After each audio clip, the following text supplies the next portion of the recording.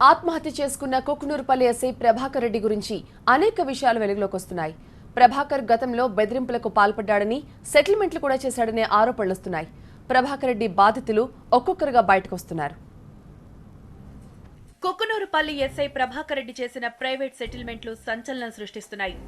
ఉమ్మడి ఆంధ్రప్రదేశ్లో డీజీగా పనిచేసి రిటైర్ అయిన కోటేశ్వరరావు, ఆయన కూతురు శ్వేతను ఓ ప్రైవేట్ సెటిల్మెంట్ వ్యవహారంలో ప్రభాకర్ రెడ్డి బెదిరించిన విషయం వెలుగులోకి వచ్చింది. కోటేశ్వరరావుకి బంజారాహిల్స్ రోడ్ నెంబర్ 2లో ఓ భవనం ఉంది.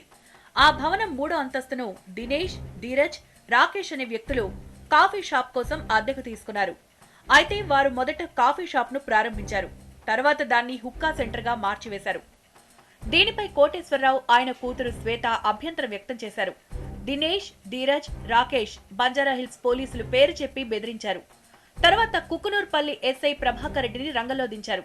ప్రభాకర్ రెడ్డి యూనిఫామ్ లో వచ్చి కోటేశ్వరరావును, ఆయన కూతురు శ్వేతను బెదిరించాడు. ఇల్లు ఖాళీ చేసి వెళ్లాలని, లేకుంటే మేమే ఖాళీ చేస్తామంటూ ప్రభాకర్ రెడ్డి బెదిరించాడు. ఈ కేసును బంజారాహిల్స్ ఎస్ఐ వినోద్ డీల్ చేస్తున్నాడని, మీకేంటి సంబంధమని ప్రభాకర్ రెడ్డిని ప్రశ్నించారు కోటేశ్వరరావు కూతురు శ్వేత. వినోద్ పుష్కరాల బందోబస్తు కోసం వెళ్లాడని, తాను ఇన్ఛార్జిగా వచ్చానని ప్రభాకర్ రెడ్డి చెప్పాడు అంటున్నారు. ఐడి కార్డు చూపించమని గట్టిగా అడగడంతో అక్కడి నుంచి వెళ్లిపోయాడని కోటేశ్వరరావు కూతురు శ్వేత చెప్తున్నారు. మీరెవరు అని అడిగితే నేను ఎస్ఐ మీరు కాదు కదా ఎస్ఐ బంజారా, వినోద్ గౌడ్ గారు కదంటే పుష్కరాల డ్యూటీ జరిగింది, ఆయన పుష్కరాల డ్యూటీలో వేశారు, నేను యాక్టింగ్ ఎస్ఐ. మరి యాక్టింగ్ ఎస్ఐ అయితే మీ ఐడి చూపించండి. ఐడి చూపించలేదు. ఐడి చూపించకుండా నువ్వు రా పోలీస్ స్టేషన్కి అన్నారు. పోలీస్ స్టేషన్కి నేను రావడం ఏంటి? Show me women police along with you, then I will come. No, నువ్వు ఇప్పుడు రా, లేకపోతే నిన్ను లాక్కెళ్ళి తీసుకొస్తానన్నారు.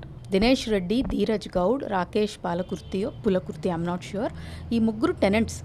దినేష్ రెడ్డి ప్రభాకర్ రెడ్డి అని ఇప్పటికి నాకు తెలీదు, టీవీలో వచ్చినప్పటి నుంచి ఐ కెన్ కాల్, తీసుకొచ్చి ఇది ఎప్పటి నుంచి ఒక ఎస్ఐని పోలీస్ స్టేషన్ నుంచి తీసుకొచ్చి, and this SI refuse to come and see what I was doing. He is only without నన్ను ఊరికే పోలీస్ స్టేషన్కి రా, నీ సంగతి తెలుస్తా, ఇదే మాటలు. గ్రౌండ్ ఫ్లోర్లో రోడ్డు మీద జరిగింది అండి. ప్రభాకర్ రెడ్డి గారు నన్ను ఇంట్లోకి తీసుకెళ్లాలని ట్రై చేశారు, పోలీస్ స్టేషన్లోకి తీసుకెళ్ళాలి, నేను మొండికేసి తిరగబడి రోడ్డు మీద నుంచి కదలలేదు. Because I didn't want to move out from broad daylight. ఇది మధ్యాహ్నం అలా జరిగిందండి. ఒక నిమిషం నమ్మానండి. పుష్కరాలు డ్యూటీ అనేది it was a state event. Krishna పుష్కరాలు నిజంగా జరుగుండొచ్చు అనుకున్నాను, కానీ నేను అప్పుడు అసలు ఎవరు అట్లా అనుకోం. ఇప్పుడు నేను ఐఎమ్ ఇన్ఛార్జ్ ఆఫీసర్ అన్నప్పుడు we have to believe him. అయితే అప్పుడు ప్రభాకర్ రెడ్డి నిజంగానే బంజారాహిల్స్ పోలీస్ స్టేషన్లో పనిచేస్తున్నాడని అనుకున్నానంటున్నారు శ్వేత. అయితే శిరీష ఆత్మహత్య కేసుకు సంబంధించి టీవీ9లో కథనాలు ప్రసారం అవుతున్నప్పుడు ఫోటో చూసి ప్రభాకర్ రెడ్డిని గుర్తించారంటున్నారు.